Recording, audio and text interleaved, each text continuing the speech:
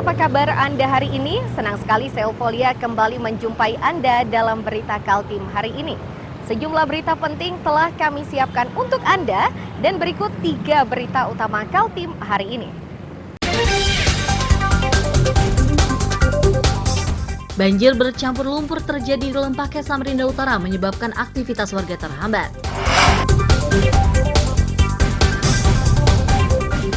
KPU di berbagai daerah di Kaltim disibukkan oleh pendaftaran caleg dari masing-masing parpol peserta pemilu 2024. Balap mobil Tamiya di Samarinda berlangsung seru dan pesertanya datang dari berbagai daerah termasuk dari Kalimantan Selatan.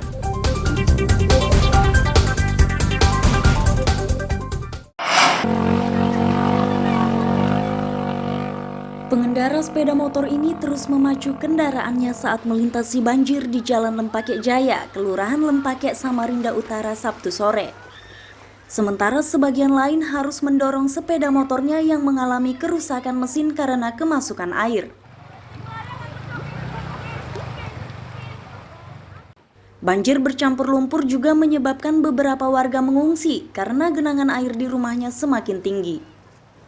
Warga menyatakan pengungsian biasa dilakukan saat genangan air menghambat aktivitasnya di dalam rumah.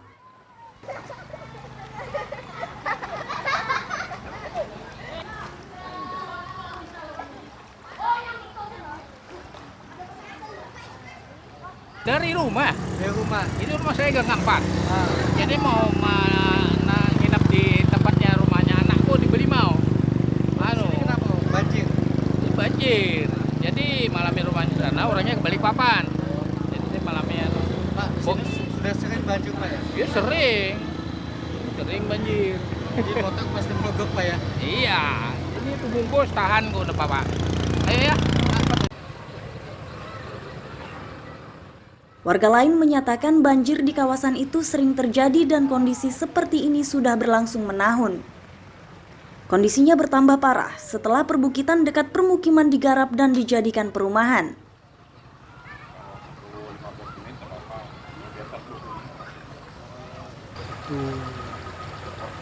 Kalau beberapa tahun yang lalu setiap hujan pasirnya tebal sini. Sekarang pasir dada tapi airnya lama surutnya. Soalnya ini di sini ini terbentur air dari Sukosari. Kalau di sini sudah surut, sementara di sana belum. Kalau sini surut, di sana turun ke sini. Jadi gelombang kedua gitu. ini pernah sampai sepinggang ya? Pernah itu rumah itu sampai itu. Rumah tinggi ya? Itu rumah yang tinggi itu kenaikan air banjir itu.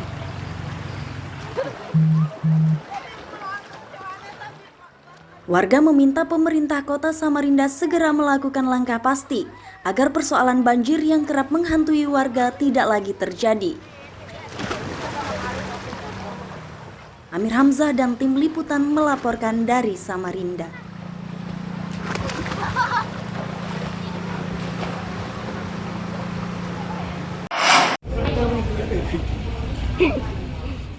Satu dari 3 sepeda motor yang disita polisi di Samarinda merupakan hasil pencurian dilakukan 4 pemuda.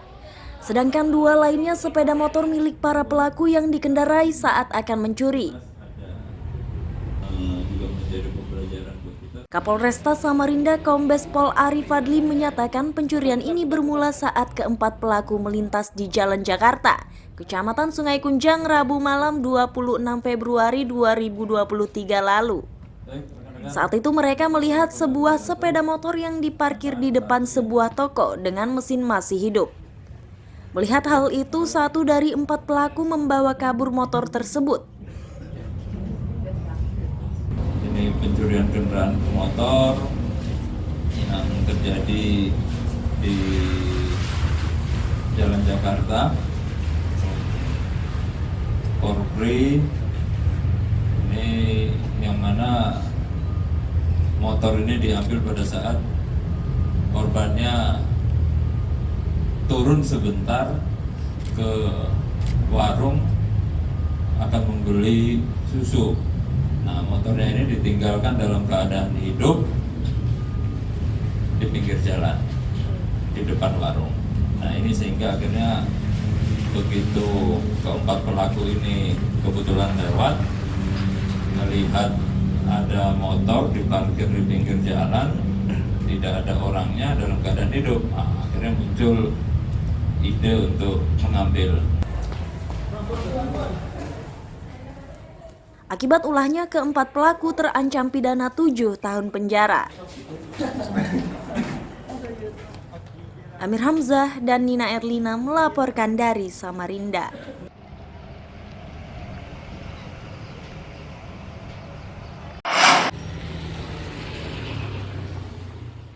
Dinas Kesehatan Kabupaten Berau meningkatkan kewaspadaan terhadap penyebaran virus HIV/AIDS.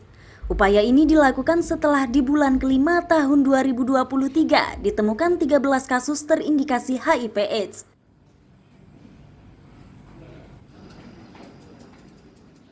Meski tidak menjelaskan secara rinci titik temuannya, namun Dinas Kesehatan memastikan upaya mengatasi penyebaran virus HIV/AIDS ini dilakukan dengan menggelar pemeriksaan kesehatan di beberapa tempat hiburan malam.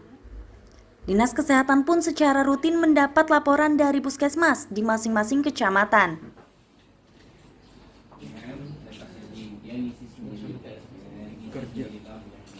Biasanya kita akan tim terpadu itu melakukan kunjungan terutama ke tempat-tempat seperti kulit malam dan sebagainya kan. Nah, itu akan kami datangi bersama tim itu. Di situ apa yang dilakukan oleh Pemeriksaan Pak? Iya, Pemeriksaan semua orang di situ. Semua ya. Oke. Berarti untuk tahun 2023 ini belum ada turun. Belum ada. Biasa setahun itu kami biasanya 2 kali melakukan kunjungan ke tempat-tempat. Tapi untuk dari Dinkes sendiri memang ini pencegahan terus dilakukan. Iya, Pak? dilakukan ya. Kita kunjungan ya.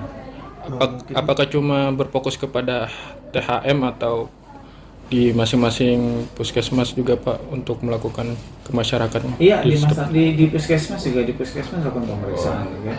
Di mana kalau dari kecurigaan oleh tim di puskesmas, medisnya lakukan pemeriksaan. Penularan HIV/AIDS dari tahun 2018 hingga Mei 2023 berjumlah 163 pasien. Dari jumlah tersebut, kasus terbanyak terjadi di tahun 2018 dan 2022 dengan jumlah masing-masing tahun 36 kasus. Amir Hamzah dan Miko Gusti melaporkan dari Kabupaten Berau.